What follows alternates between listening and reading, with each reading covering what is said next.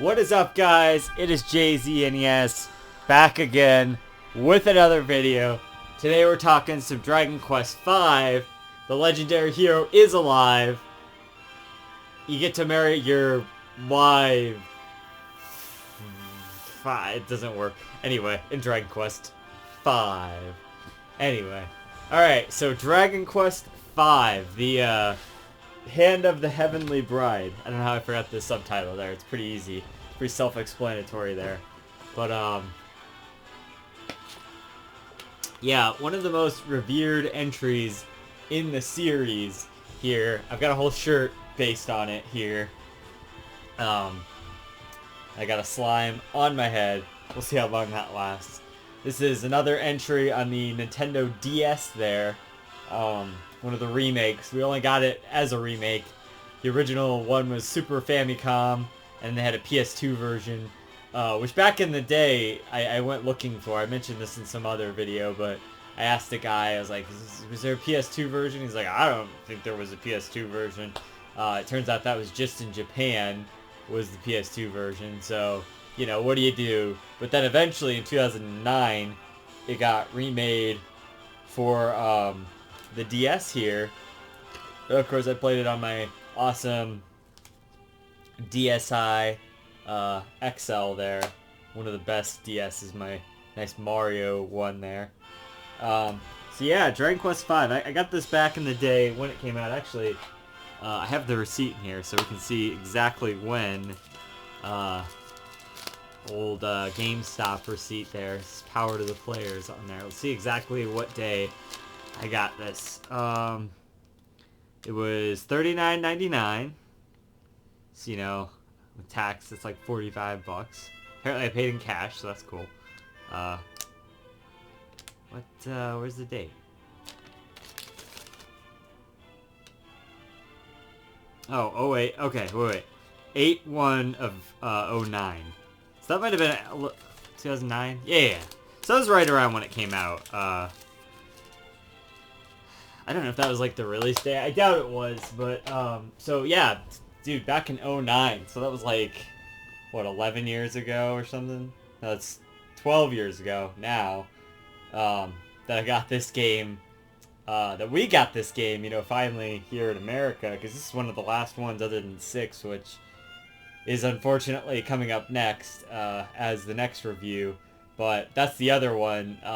That was like the last one that we never got was Dragon Quest 6, and that came out in like 2011 or something. It was crazy. It was like way later on. But there's an old video where I talked about that, but we'll get to that eventually here.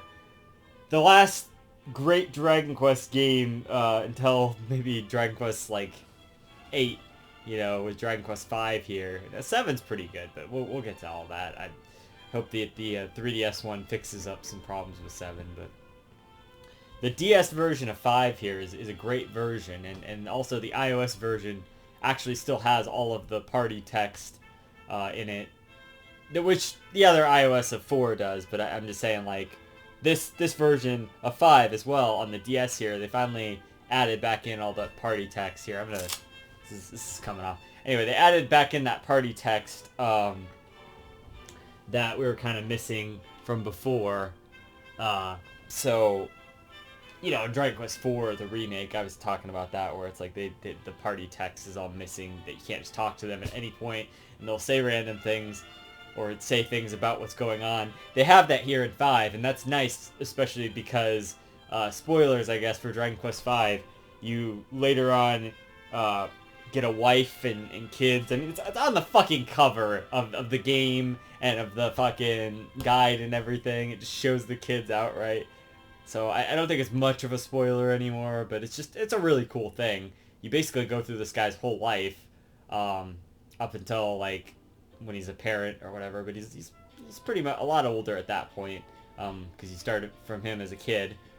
But not what I was talking about. So the party system, you get to actually like talk to your kids, and there's a great significant part of the game, which you don't have your wife there because she gets turned into stone, you got turned into stone, and so you get separated. It's this whole big heartbreaking thing.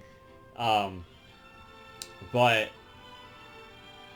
then when your kids finally get to meet their mother as like an like 8-year-olds or whatever, because they only ever met their mother as like little tiny babies, so they don't remember her. And then they get to meet their mother like later on. You go on a whole journey, so that's cool. But I guess I'll just talk about the story really quick, or as quick as I can, because it's like there is a lot here, but also it can be summed down pretty quickly. I guess first I want to mention that, and this could be a whole video in itself, but there was a Dragon Quest V movie. The only Dragon Quest game to get a movie so far was the 5th game. It's a straight adaptation, and it's a really good adaptation too. Everyone hates that movie for some reason. I think particularly because of the ending, which I won't really be spoiling, because it deviates from how the game ended or something. Like, but the ending of the game, like, is fine. It is what it is, but if the game had ended like the movie ended, that would have been really, really fucking interesting for the time, especially on a Super Nintendo game, or like even the DS would have been interesting. Other than that, it's just this typical Dragon Quest ending. It's just like, you know, you get to go back to each place and see all your old characters. Really, the only significant characters there are like Bianca's dad, or you get to see Nira's dad too. If you chose her, if you chose Deborah for some reason. But yeah, so you get to see both of them, and then you get to see Prince Harry, who's this guy you knew as a kid. But anyway, point is, this is a Dragon Quest V movie, and it's actually really good, and I definitely recommend checking it out. Maybe after you've played the game. If you have any interest in playing the game, I think it's definitely worth it to play the game.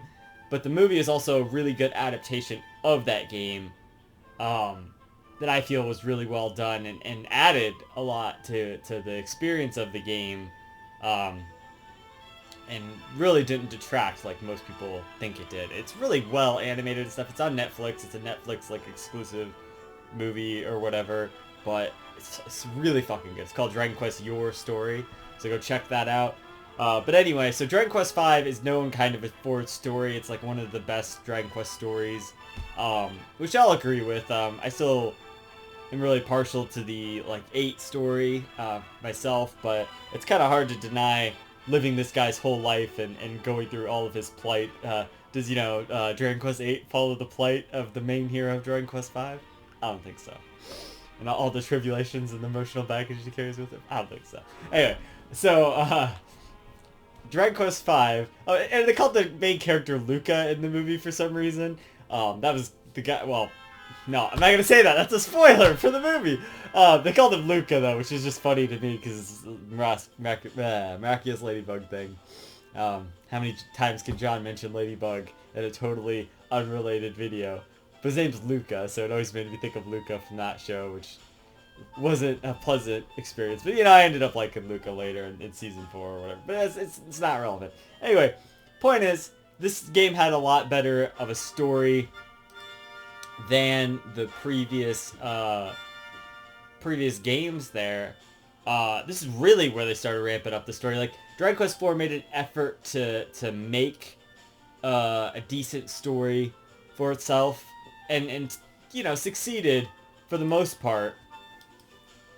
Where the previous 3 games didn't really, you know, try for a story that much. But Dragon Quest V just kind of takes it to a whole nother level. This is like the Final Fantasy VI of stories and characters and whatnot. Maybe not to that level of characters and whatnot, but I do think that the story and the what your characters go through is very on point with that. If any direct comparison of like best stories or whatever can be made for the era, you know, Final Fantasy VI, Super Nintendo, Dragon Quest V, Super Nintendo, they're both close contentions. And then you get Dragon Quest VI, which is like the worst story, whereas Final Fantasy VI has a great story. And then, you know, Final Fantasy V has kind of like a terrible story or whatever, so it's like, you know, it's just kind of funny. But anyway, but yeah, so the story is really good because one of the cool things about the story is you follow this guy throughout his whole life.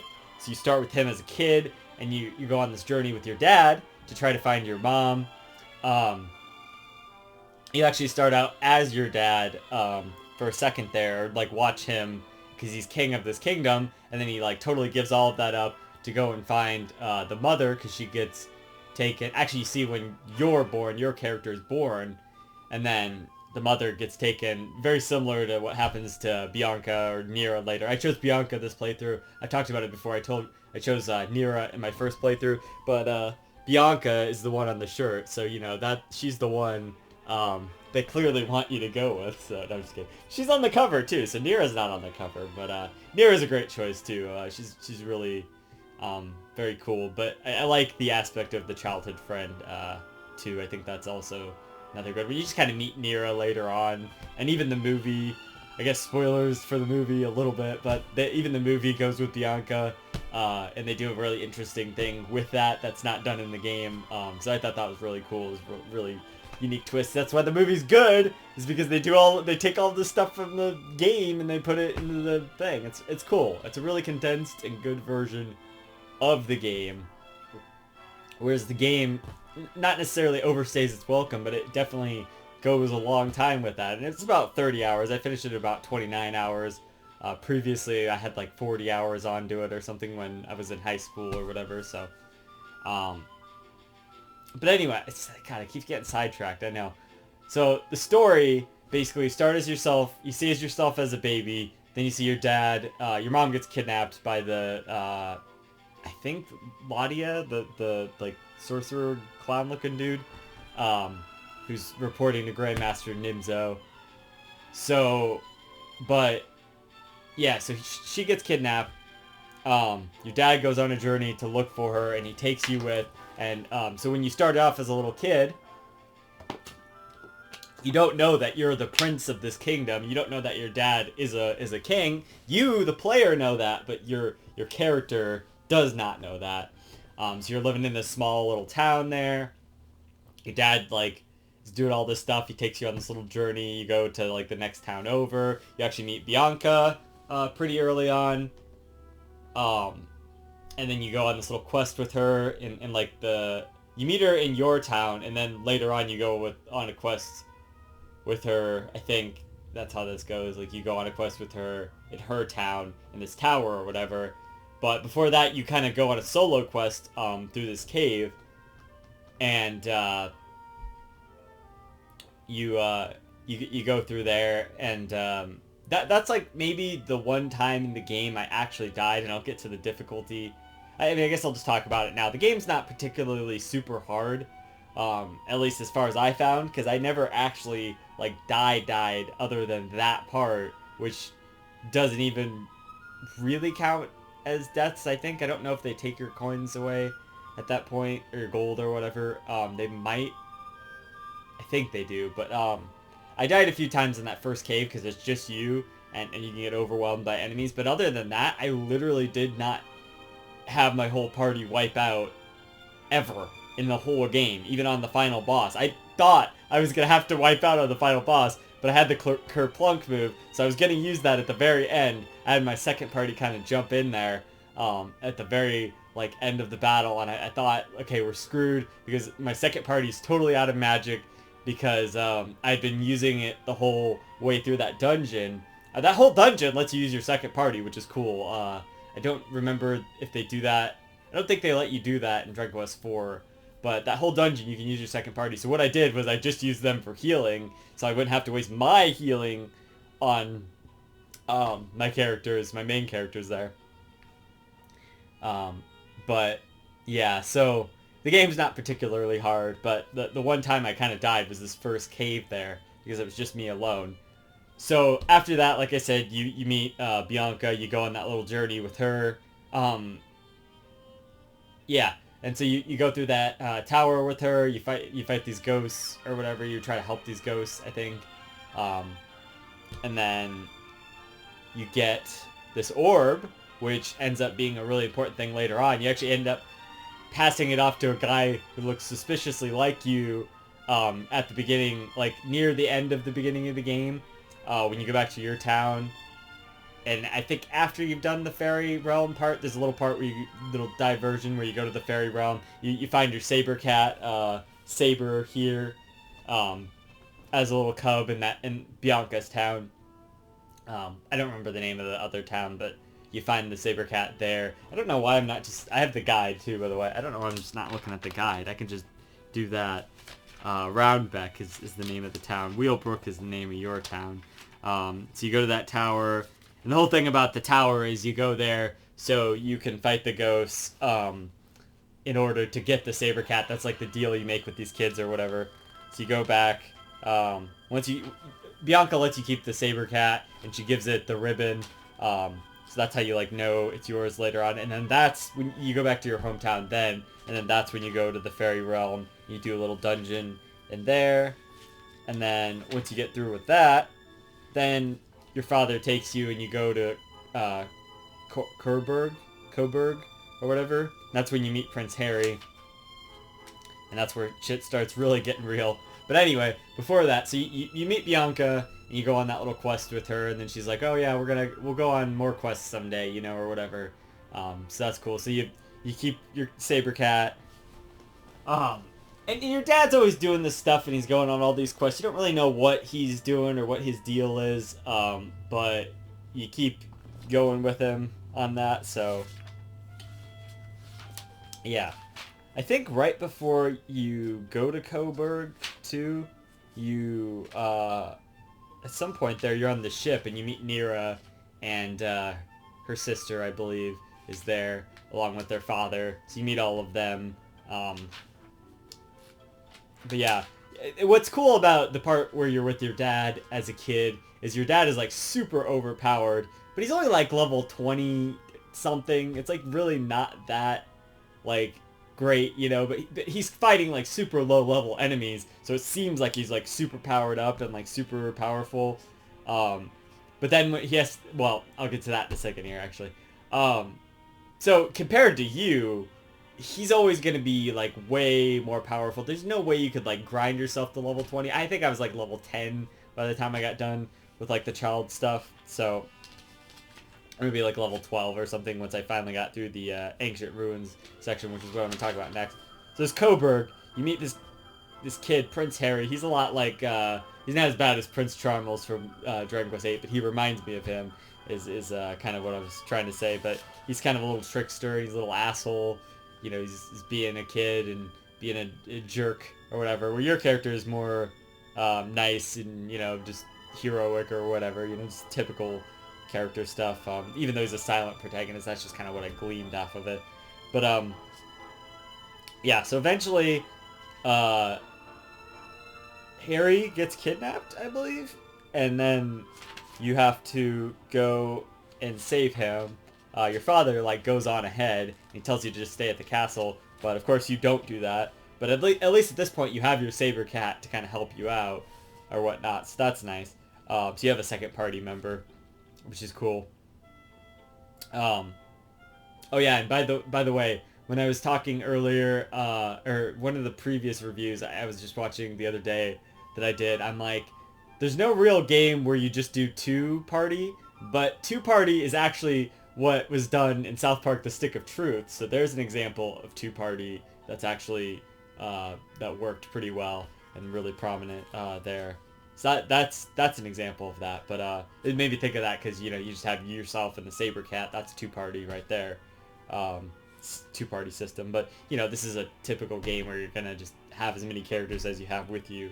So really the main bulk of the game, you're gonna have four parties. So, but anyway, so you go through this like the earlier dungeons are kind of small, but like this one is like the biggest.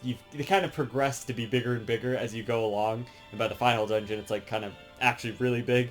But even that's really not that big, but it's a lot bigger than these early dungeons. Like the earlier dungeons only have like a few rooms, whereas those ones have like multiple, like tens of rooms, you know, kind of thing. But anyway, so you go through this dungeon and you get to the end, and your dad is fighting these two like bosses that you'll fight later in the game. This like horse guy and like what's the other guy? I don't remember, but they're like based off of chess pieces. So like one's a horse and one's like a rook. The horse guy always stands out to me. But anyway, so he's fighting them and he's doing good, but then Ladia comes and just takes his kid, and and he's like, hey, you're gonna take this defeat, right now, or your kid's gonna die, basically. And so he's like, well, fuck, I just gotta take this defeat. And in the movie, it's like, he just like kind of gets fireballed and that's it. And I mean, that does happen in the game once the battle's over. But you don't really get the impact of what you do in the game when you just have to sit there and watch the battle animations play out. Like he was beating them before and doing really well for himself and healing himself and all of that stuff. And that was always the nice thing too, whenever you had him earlier on like the overworld and stuff, he'd heal you after every battle. And it was just like, he's always looking out for his kid. And it was just such a nice feeling to that. But you just watch him in that fight, and it says something like, he's not doing anything, or he just like kind of has given up or something like that. And it's just really heartbreaking because you got to watch that for like so long until his health like depletes to 0, which is just really tragic and terrible. And it's really like excruciating to just sit there and watch that. It's terrible. It's very like emotional, and you're just like, oh my god, this is not like, oh my god, like this is taking forever. Like you're like, oh my god, this is so hard to watch because your dad that has been this hero to you the whole time is dying in front of you because of you, and he's trying to save you, and it's just so emotional and like heartbreaking. It's just so really well done. And so you and Prince Harry, actually, your dad ends up dying. He ends up getting burnt to a crisp by like a giant Kafrizzle spell or whatever by the Ladia guy.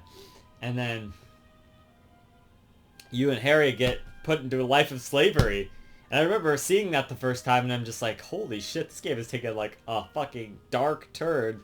And yeah, basically, you're in this life of slavery. And like Harry has really become super humble and whatnot compared to his like asshole self before. I mean, he still has a little bit of that, but he's like become so humble compared to that.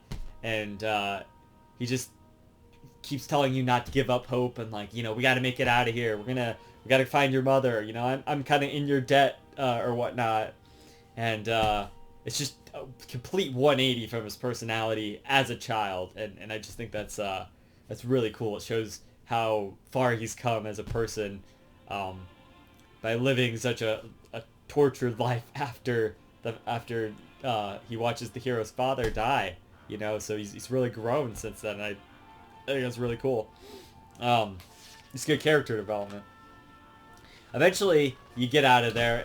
It's not really that long of a section, but you get the feel of that, like, wow, like, it definitely has the impact that it's meant to. I think the early part of the game is very good at doing the story stuff. There's not like a lot of... There is a good amount of gameplay and story. It's a very nice balance in the early part of the game. It's really well done, and it keeps you invested there. I think the last third of the game kind of suffers from not enough story and like that kind of stuff to really not a lot of like really good reason to be invested other than going and fighting the final boss. Like, but that's just like a video game thing. Before it was like me trying to find my mother or like whatever. The goal was always like something really personal, and I think that's really cool. I think that it's really cool that the story wasn't just about getting revenge on these guys. It was still about finding your mother and all of that, and taking on your dad's quest, and less so about getting revenge. And I think that's cool. You are taking down the guys in the process of getting there, but we'll get to that in a second. So you get out of there. You have Harry for a little while. You go to Fortuna. You go back to Wheelbrook. You see it's kind of all destroyed. Because they destroyed it, but there was always like this little raft that went to a different section of that cave, that first cave that you went into, that your dad would go on that you couldn't get to because he would always take the raft. So you go back to that same cave and you actually discover a whole new section of that cave, and then at the bottom you get the Zenithian sword, if I remember correctly. Yep, the Zenithian sword, which ends up becoming this section of the quest. The game dubs it the adolescence section of the quest. I guess there's like 4 main parts to the game. The third part is kind of like really short, so I don't know if I really count that quite as much, but the 4 main parts to the game are when you're a kid, and then the adolescence part here, which is more about tracking down the legendary equipment of the Zenithian stuff. You know, you got all the Zenithian stuff from the last game, but in this game, it's kind of, the whole lore is that only the legendary hero can wield the Zenithian equipment. Like, you can pick up the sword, but you can't, like, wield it. So it's sort of like a sword in the stone kind of thing, King Arthur, you know, sort of stuff. But only the legendary hero can truly equip all of this stuff. And so when you get there, Harry's like, you know, pick it up, you try to equip it or whatever. And then you find out that, like, you're not the legendary hero, which, you know, in most games you would be the legendary hero, but you're not the legendary hero. So the quest becomes gathering this equipment and then also trying to find who is the legendary hero. So that's really cool. I like the aspect that you're not the legendary hero. So I think that's neat. But anyway, so yeah, you're with Harry there. You actually get your father's sword. I'm not sure if that's now. Yeah, you get, no, wait. I don't know when you get your father's sword, but you get that at some point, so that's pretty cool. So then you're almost like becoming your father at that point. Eventually, Harry returns to the castle there with this girl that you met who, like, helped you get out of the slavery. And, so yeah, you get to, he actually ends up getting married to her later, and you get to hear that here in a bit. But, yeah, so then you get to this harbor, and you, actually, before this, at some point, I believe, let's see, it might have been, like, one of these towns here, it might even just be the harbor, now I'm looking at it. It's either the harbor or the next town after that. You actually get the ability to start recruiting monsters, which is pretty cool. You get this wagon, which you have to buy, but then you can start recruiting monsters. So basically, what happens is you'll be out battling a monster, and certain monsters are recruitable. It'll actually tell you, if you can see up here, like it has little hearts or whatever, that monster is recruitable. So in this case, it's like a heal slime. So that's a pretty good monster to recruit as a heal slime. So then you have a healer. And I used a heal slime for a little while there. And even I used just a regular slime because he could heal a little bit too. And he had some pretty decent moves and stuff.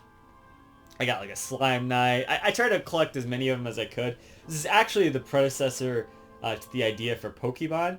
So that's pretty cool, is that this game kind of inspired the idea of going and capturing monsters and whatnot. So that's really neat. This is like kind of one of the first games to sort of do anything like that. So for filling in party members at any point in the game, if you just need like an additional party member, especially right here where you're kind of alone after Harry leaves, you just have as many additional monsters as you can have or whatever. You can have up to 8 of them with you at any time, and the rest go to like this monster guy, Monty, or whatnot. But that's really cool. That's an aspect that they haven't really ever brought back at all. It kind of spun off into the Dragon Quest Monsters games, but that would be like if in the Dragon Quest Monsters games you also were a member of your party instead of just you controlling the monsters. So like that's a really cool concept that I really hope that they bring back someday. It would be pretty cool. It'd be really hard to do now, but it'd still be really cool. Or like a spin-off game or something, you know, where you're a hero and you can just control the monsters or whatever, and you're also part of the party.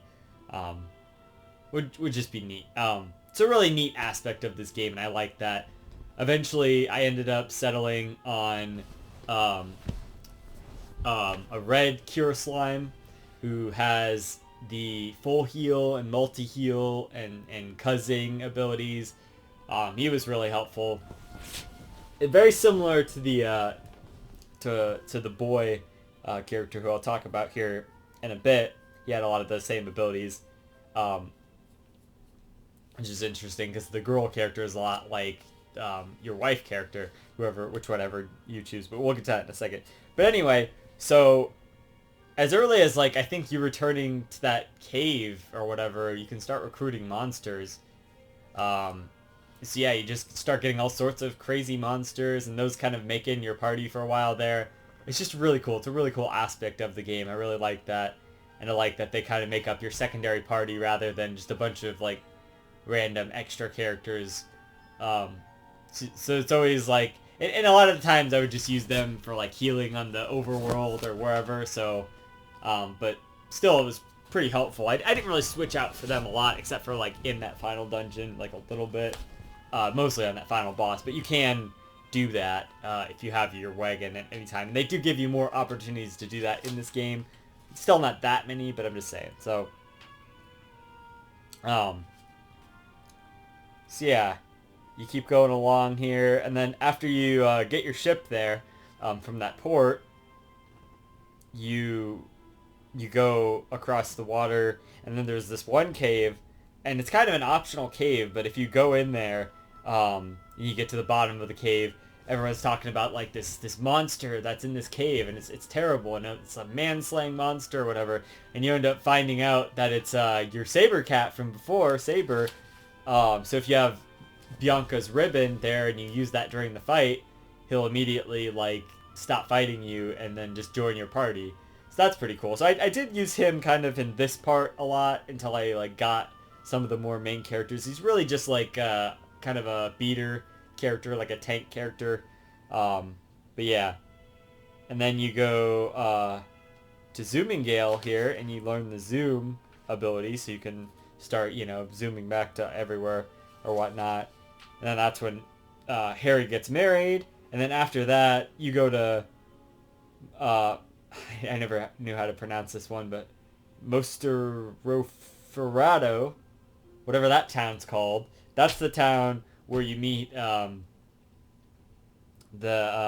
Briscolettis, who this is the annoying fucking bitchy daughter, Deborah there, who would choose her.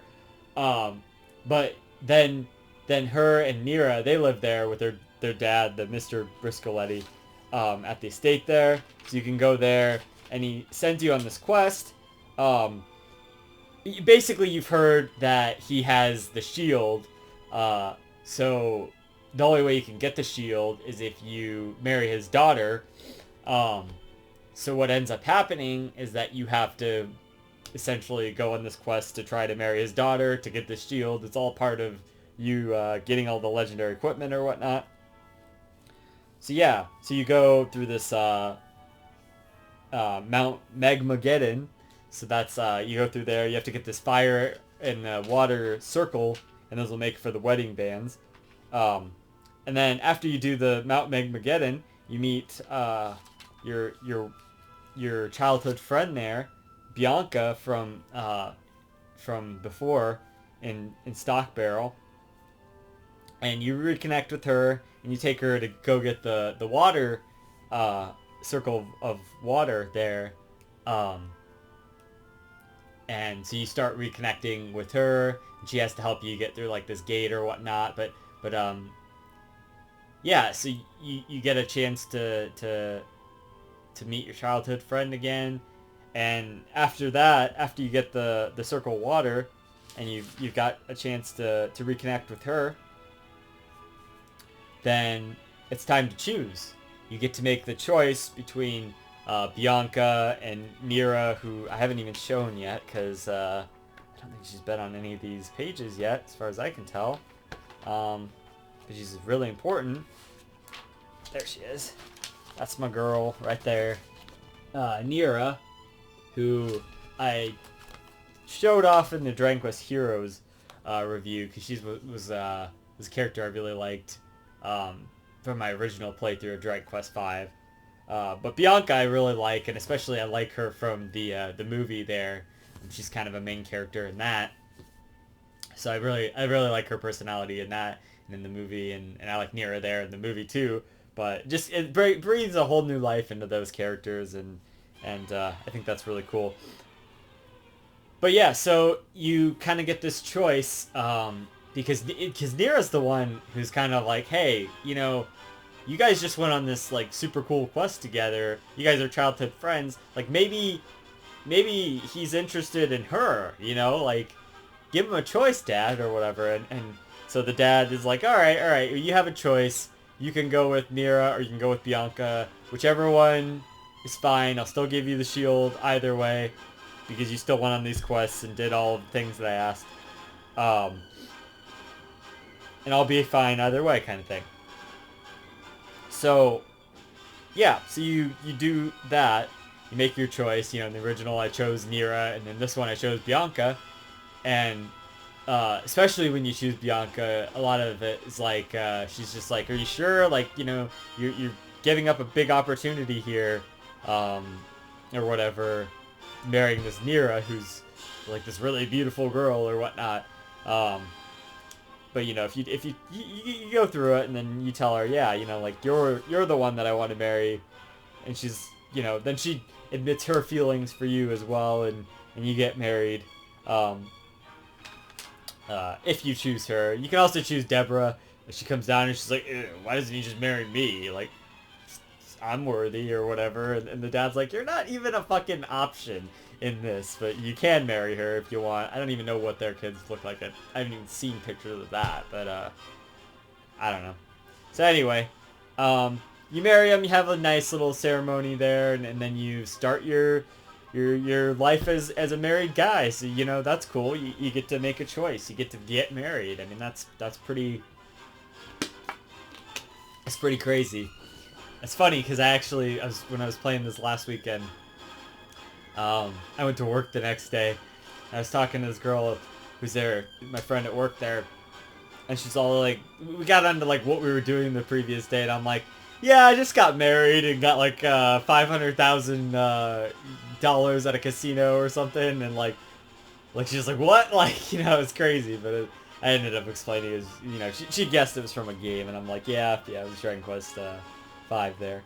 But anyway, I mentioned the casino thing because that's the next part, is you can go to this boat casino thing. It's on this one like optional island, and I actually ended up striking big there.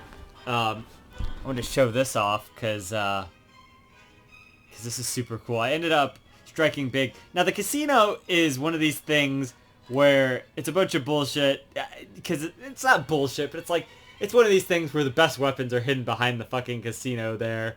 So like they always fucking do. Alright, here's the picture. You can see there, I won, maybe you can't see, but I won 300,000 coins there by getting 7s and like some watermelons and some other stuff. But anyway, I won 300,000 coins all at once, and that was enough. At that point, I had already just gotten enough to get the first Grigerham whip, or whatever it's called, the like best whip in the game. And I wanted to get a second one because I know that your daughter also uses that weapon, so me winning that 300,000 was perfect. It got me that, and it got me the 2 Metal King swords for the hero and your son there, and yeah, so it was awesome. It worked out super well. I hit it big, but it only took me like maybe 2 hours to like really get there and hit it big. So that's pretty cool. I don't usually do the casino stuff, but I probably will also when I get to Dragon Quest 8 as well. But I did it like this early in the game, so it was still like, probably less than halfway through the game that I did I got the best weapons for everyone. So maybe that's part of why the rest of the game was like so easy. But even to that point, I hadn't had any trouble. So yeah. But anyway, so that's cool. And then you can go like to the mini medal place, because there's mini medals in this game still. Then you go to this desert place to try to get the helm, I believe, that they have there for the Zenithian equipment. But they won't give it to you because you're not the hero. You go to this mountain, and then your wife character, I'm just going to say Bianca because that's who Bianca like passes out, and you're like, whoa, what the fuck's happening? And she's done this like once or twice in the game, like recently to this point. When you get to this town, you find out that she's pregnant with a kid, and it actually ends up being twins later, but a boy and a girl there. But it's so cool. And then she's like, she actually ends up still going through this big dungeon with you in the mountain. And then you finally get to, you hear, this is why you're going through all of this, is to get to this place, Gotha, because you hear that, that's where you're from, and that's where your mother's from, and, or, not that you're, no, that's, you find out that you're the king's son, you're the prince or whatever, and you're the rightful king now that your dad's dead. So you go back to Gotha, and I forgot to mention Sancho. He's a character who was there from your childhood, and you meet him there, and then he's all surprised that you're alive and all that stuff. Then you go through this whole dungeon, and you do a whole thing, and then you become king of Gotha, and then you keep going on. Eventually, I think this is right around when your wife gets the... This is right when you have the babies, right?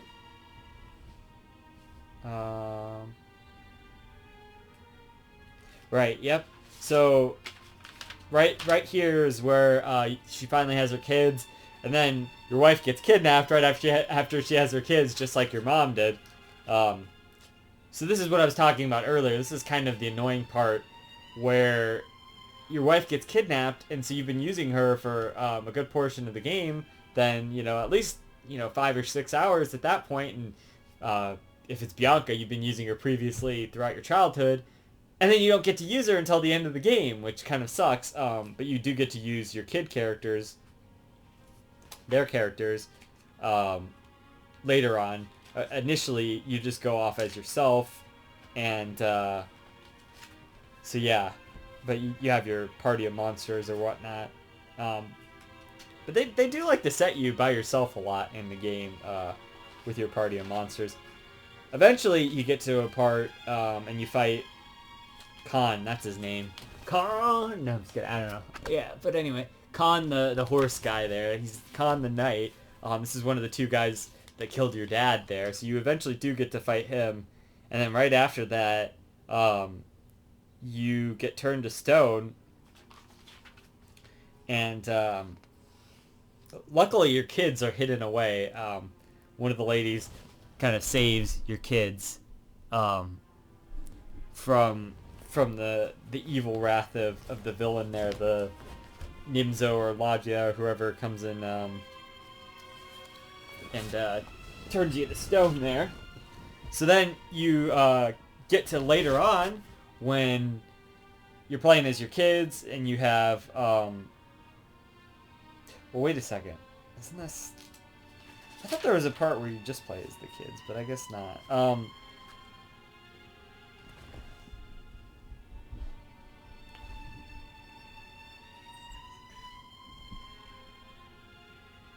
Anyway, so you play as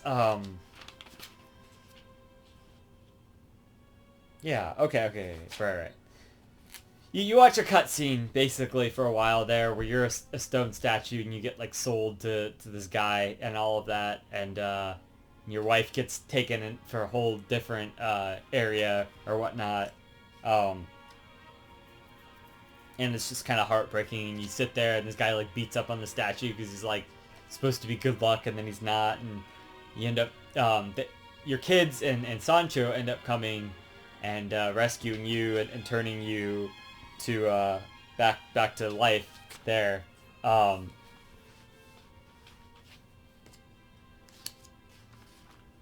then you start going on a journey with your kids there to save your mother, and I don't remember when you kind of figure it out, but you figure out your son is kind of the legendary hero, and that's why like you were connected to the hero but you're not like the legendary hero kind of thing. I think that's a cool like twist that your son is actually the legendary hero there. So yeah, you start going off trying to find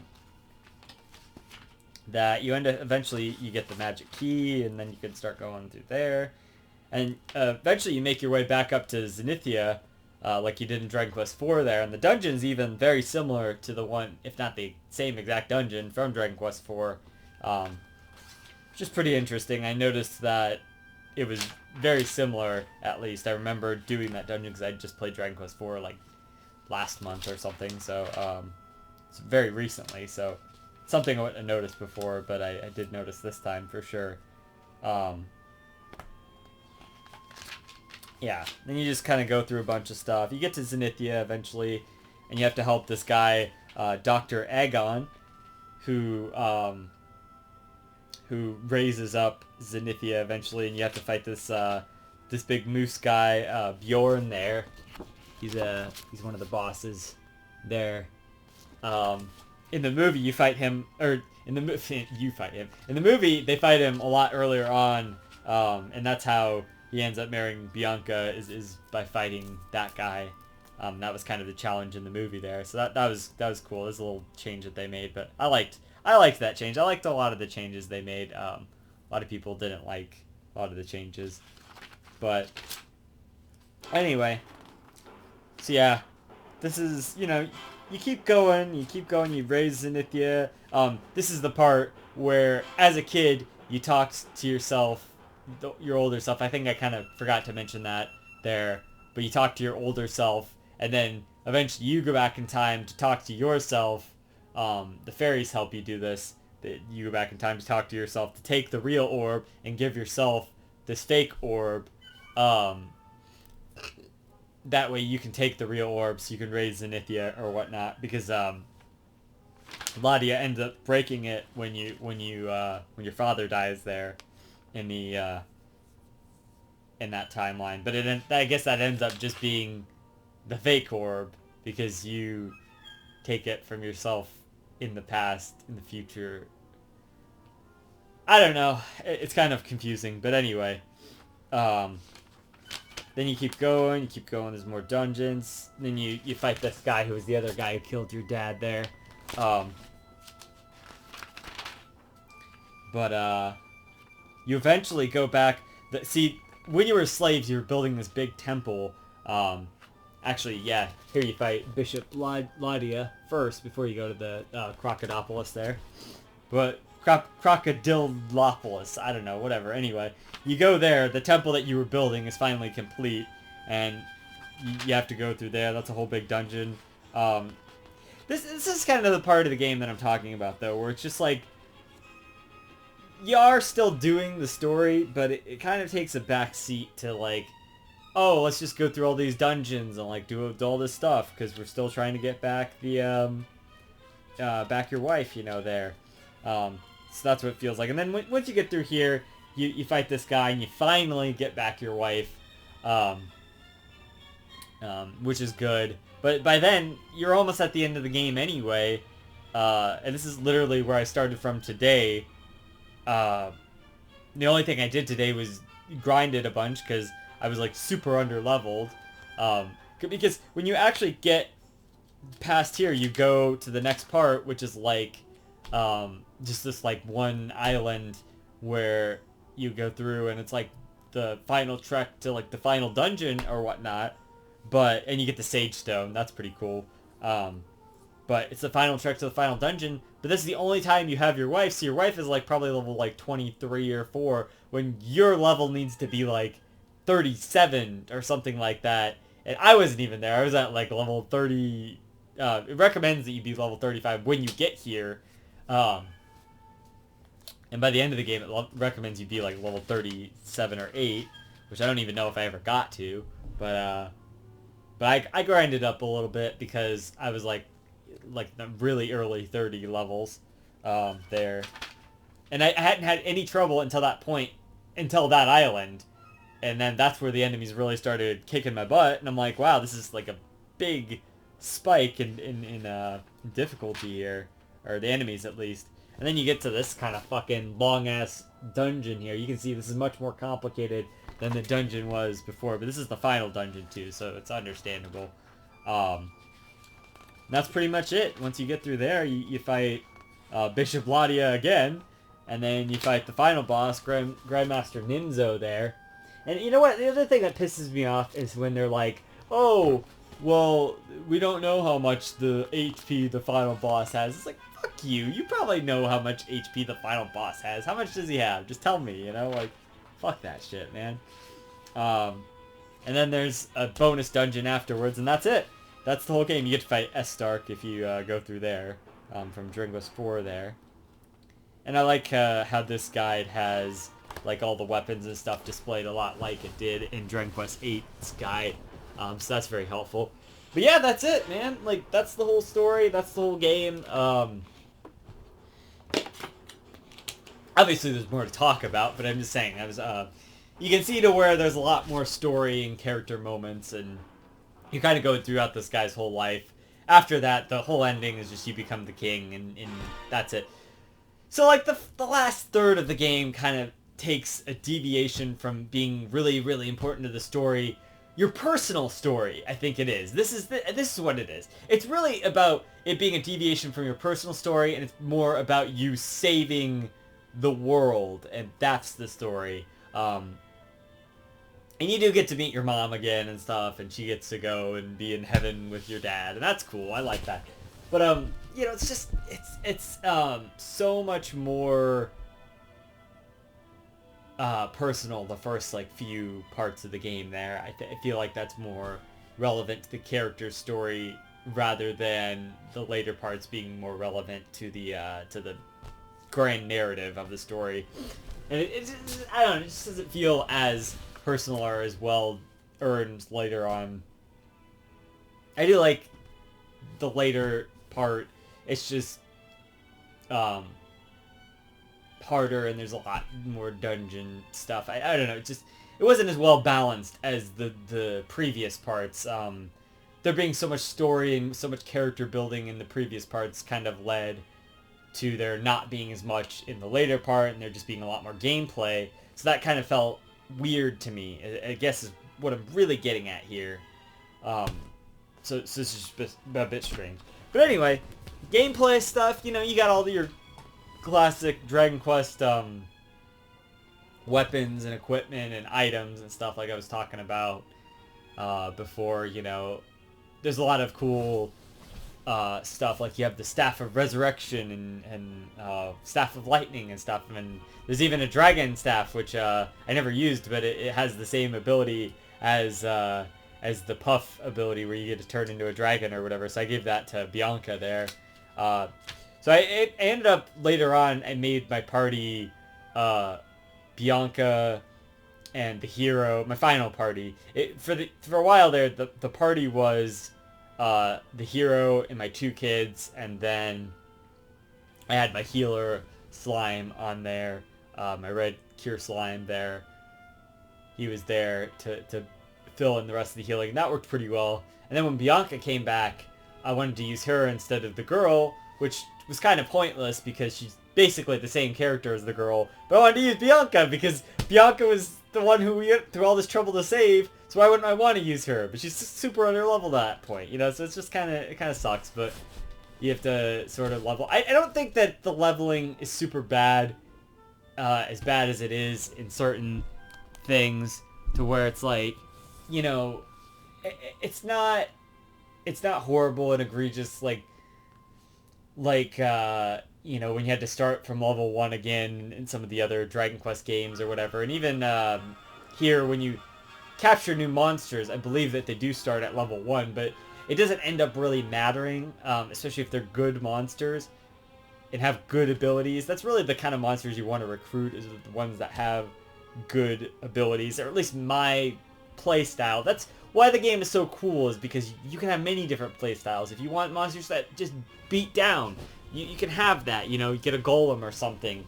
And I did capture a golem, but I didn't use him because I wanted healers, and that ended up helping. That's probably why the game was a little bit easier, because my play style was more heal oriented. But yeah, so. But anyway. So there's a lot of good party composition stuff, but my ending party was me and Bianca and my son, because he had the healing abilities like multi-heal and full heal and Kazing, and he also had the buff abilities where Bianca had the oomph ability, and I don't think she had sap actually, but the daughter has sap, so you can just switch in for her to sap, and then, but I didn't really do that much anyway, because the guide recommended not using, like, buffs in the final battle. It's weird. I thought surely there was going to be a third part. I thought you would have to do the next dungeon, because it says one more dungeon, the S-Dark dungeon, which is just a bonus dungeon. I thought you'd have to do that afterwards, and he was going to be the final boss, but no, it just ends up they didn't want you to use it because of the disruptive wave ability. But realistically, I mean, it is a waste of magic, I guess, but also at the end of the day, I would oomph my hero just because he needed to be oomphed, and also because if he did the disruptive wave ability, that is one of his 2 turns. He sometimes just does 1 turn, but also sometimes he does 2 turns, and that's much less disruptive than him using like a fire move and then like frizzling one guy and then killing them, which was super annoying. He kept killing Bianca because she was under leveled, and I had all of the best equipment on her, but like I couldn't do anything about it because she was super under leveled. So she would die with sometimes, like if they weren't insulated. Insulate is another move where it keeps you less damage from fire and ice attacks. If I didn't have that on, she would definitely die from his blistering flame attack, and so just kept sucking because I had to keep reviving her, because she had the healing, the Sage Stone, because I didn't have any other use for her other than Sage Stone and Resurrection Staff, which I barely used as well. She ended up being the one who kept dying, so I should have given that Resurrection Staff to one of my heal slime or the boy there, and I just kept my main hero keep attacking. It might have been beneficial if the kid had the Sage Stone too, but I just thought Bianca, because but since she was so weak, she ended up dying, so it was just kind of a constant cycle. But I ended up beating the final boss. It was interesting because I did have to, like I said earlier, go into my secondary party, and one of them being the girl who actually has the puff ability. So the way of me doing damage on the final part there was I was doing it with my hero, but I was also doing it with her. But my guys were just dying like so hard, and one of them had run out of MP even before the battle had even started, and the other one was like slowly running out of MP, and he didn't even have multi-heal because he was my Night Slime, so he just had just full heal. So I was very, very down on resources. I think they were almost dead, or they had died, and I was ready to Kerplunk, because that's what I was going to do. I was going to use the Kerplunk to just give up the hero and just go for the rest of them. Somebody can revive the hero kind of thing, because he doesn't need to really use magic. He just needs to keep attacking. I was ready to do that, but it ended up between the puff, the fire breathing stuff, and my hero slashing, we eventually made it through, luckily, and I beat the game. But yeah, so gameplay, relatively, the same, other than the monster taming element. I think that's a really great addition to the series, which they would totally go back on and do nothing with in the next game, in Dragon Quest 6 there. I think Dragon Quest 6 had something to do with the party system, again, where you could, like, the class system, where you could, like, be the different classes. They kind of played with that in 6 and 7, and then sort of went back on that again in Dragon Quest 8. Back to being just, there weren't classes. There were just more, what skills do you want to put your points into. And that's kind of been the system ever since, which is a good system. I do enjoy that, but I also kind of miss this this style as well. But the skill point system was a really good addition for later on. They didn't really have anything like that in this game. It was more just about finding the right companion in this game, which is also a really good system. So I don't know. But anyway, one thing I found a little bit annoying was if you have any human characters in your party, so let's say you have either your 2 kids and your wife there, or you have Sancho with you. Any of the 4 human characters will always come out whenever you go into any town, which is fine. That's okay, fine. If it switched me back to my party that I had previously in the overworld, but then when you go to the overworld or go to a dungeon or whatever, it doesn't switch you back, so you have to keep consistently switching back the lineup, and you can't do it in the town because it won't let you. You have to be outside of the town to do that. So if you just like aren't paying attention, you go into a dungeon and you're just kind of stuck with that guy, or you have to like zoom out or evac out. It's really kind of a pain. They'll keep filling in that thing for story reasons, for interaction reasons, in case that character made some kind of difference to your interaction with some other character, some other NPC or whatever. But it was really annoying that they kept filling in those characters. That was like maybe my one complaint with the whole fucking game. I actually ended up just taking Sancho out of my party, even though I liked him. I took him out of my party just so that wouldn't happen, and so I would like always have my party, even in the towns and whatnot. That was kind of annoying, but a minor thing, not a big deal. But I remember that pissing me off back in the day too. Then he would just like keep coming into my party. I'd be like, I felt bad for you. Just get out of my party. I don't want you in my party. I want my Cure Slime in my party. So when I go out in the battles, do stuff, because like Sancho, he's just the Torneco character. He's just another dealer character. It's like, I don't need you. Like that class sucks in everything but Dragon Quest 3. So whatever. But I do like Sancho. He was kind of annoying coming back into my party constantly, so I had to like sideline him or whatnot. But anyway, yeah. So the story's really good. The gameplay is still really, really solid, and I still really loved that.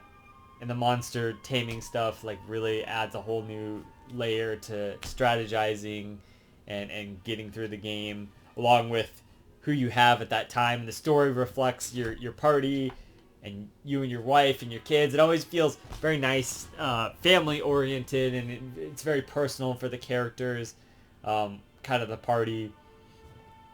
And you can like constantly talk to your kids about whatever is going on in the overworld, or your wife, or whatever you guys are dealing with in the game at that moment. And they'll mention little funny things, cute things, and say little interesting things, and it just really feels like you're really a family, and that's really nice. It's really unique for an RPG. You don't really see that in many RPGs. What RPGs is it where you're like, it's you and your family, you get to choose your wife, and then you get to have kids, and they're part of the party as well, and that's just neat. I like that a lot. That's such a cool aspect. We need more RPGs like that, instead of just there being like a bunch of random characters or whatnot. Just have like a family of characters. That's cool. I like that. That's a neat concept. But yeah. So, what are we on now? It switched over the soundtrack. This is just Dragon Quest compilation. I guess that works. But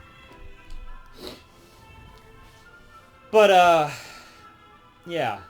So other than that, I guess let's talk about the soundtrack there. The soundtrack is really good, surprisingly, right? No, it's great though. The Bridal Waltz and a bunch of the other tracks really, and the music definitely sells the emotion of the scenes, and not only that, but like the atmosphere. So obviously the music's great, but the atmosphere of the game, especially the dark world setting, like when you're in the slave part, or just any part, there's a lot of like, it's very well done. The graphics and the setting there really sell the story and make you feel like the emotion of it, which is impressive because it's still essentially just 16-bit characters. It's like a 32-bit sort of game, but it's basically a 16-bit game that it's all based on. So the fact that they can sell the emotion as well as they did is pretty dang cool.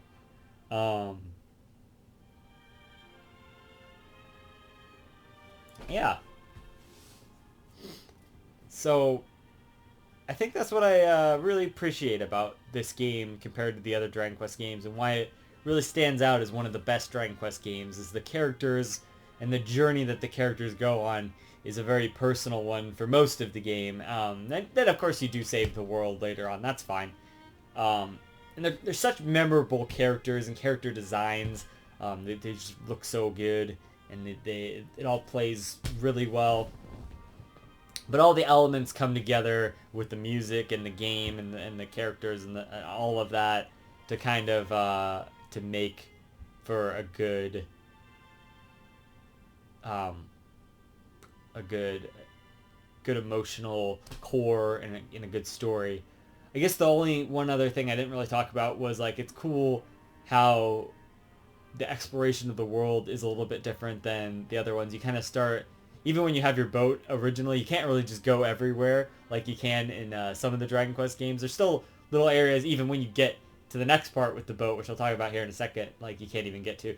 But you're kind of stuck in this little ring inside when you get the boat, and then eventually you find a way into the outer area around the whole world, so you can go to kind of all of the islands. But there's also, of course, the areas that you can't get to until you can fly, and then you later get a dragon to fly on. That was Dr. Agon. He's the dragon. He's the Zenithian dragon. Is kind of the thing there. So yeah, they make a whole joke about that in the movie. It's he helps them escape, and then later on you find out he's the Zenithian dragon, which is pretty cool. But yeah. So I just think that's cool. I like how the exploration works, and again, how you get little glimpses of the world as a kid.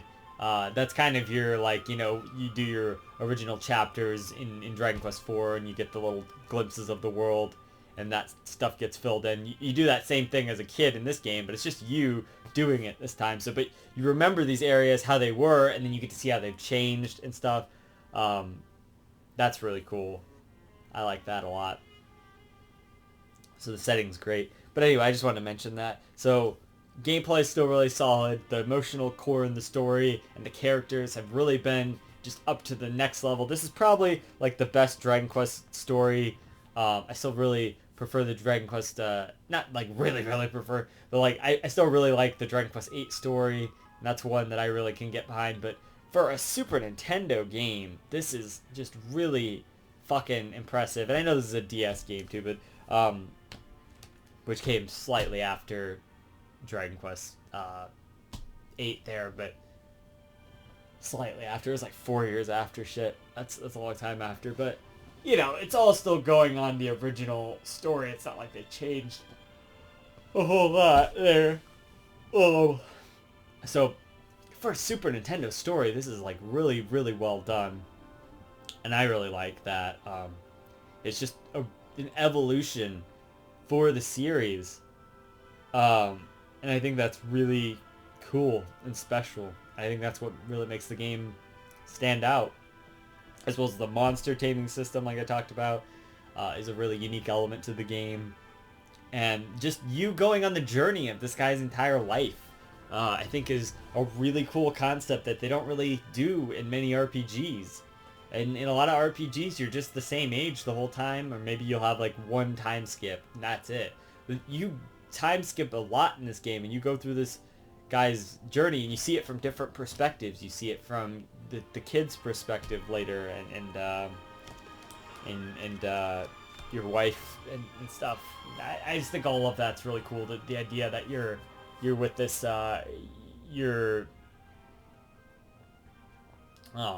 you're part of a family who's going on this journey. I think that's really neat. And the fact that it is kind of a personal journey, and you're carrying on the quest that your father kind of set off to do when you were a kid. And there's a lot of like little good reveals in this game, like that you're the prince and this and that kind of stuff. And it's just a really nice and grand narrative, especially for Super Nintendo, but even just now. It's super well done. Yeah, Dragon Quest 5 there. Music's really good. But one of the better Dragon Quest games for sure. Definitely a top tier one. Probably like my second favorite one. I do really like Dragon Quest 11, but I don't feel like it really was on the same level with its characters and story as this one. It did have some good moments, but like this game is just more coherent with that and better and grander with that, I think. So I'm gonna have to give this the leg up. I think this is the second best Dragon Quest game compared to 8 there, which makes it pretty top tier. You know, it's a like a really high quality Dragon Quest game, and I think everyone really should play this one. You know, and you don't even really have to play all the other ones leading up to it, but it does help show you the progression of the series if you have played the other ones. So, but yeah, but it's really there's a reason this is like a lot of people's favorite one. It's a very good and solid game there, and I really love it, and I'm gonna give it a 9.7 out of 10.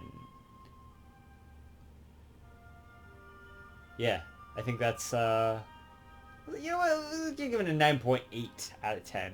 It's pretty high quality, pretty top tier there. There's not really much wrong with the game other than maybe some of the less character focused stuff on the third act there, I guess. Is like my only little thing.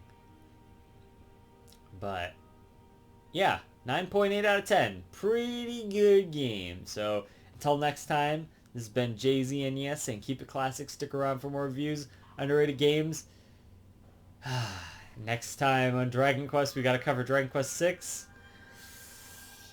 Not looking forward to that, but till then, keep it classic, and I'll see you guys in the next one. It's JZ